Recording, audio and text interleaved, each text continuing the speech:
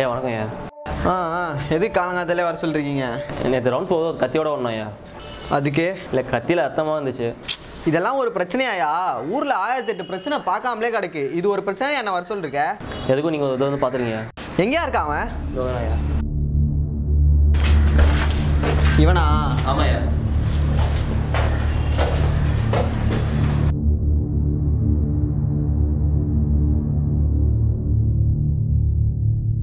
யாரா நீ? என்ன பண்ண? ஒரு பொண்ணை லவ் பண்ண சார்.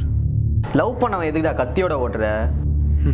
ஒரு நாள் அவளை ப்ரொபோஸ் பண்ணலான்னு போனேன் sir. Raja, you know what? திருவுருக்கால என்னோட ப்ரொபோசல் அக்செப்ட் பண்ணிட்டான்.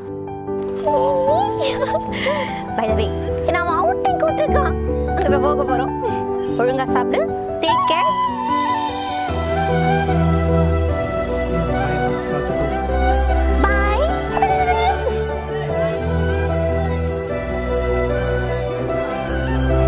முதல்ல எனக்கு கொஞ்சம் கஷ்டமாக இருந்தது. ஆனால் அதே சமயம் உள்ளுக்குள்ளே ஒரு சின்ன சந்தோஷம்.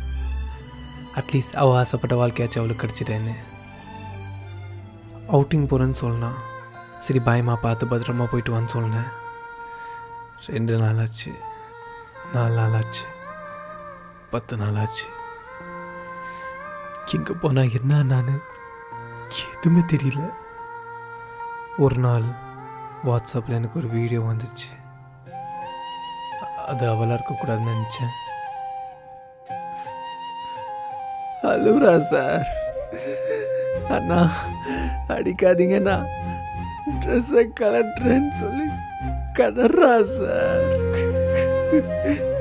ஏறுதல் நீங்கள் இருந்தா என்ன சார் பண்ணுவீங்க? மொத்த குஞ்சை வெட்டி இருப்பேன்டா. நானும் அதானே சார் பண்ணேன்.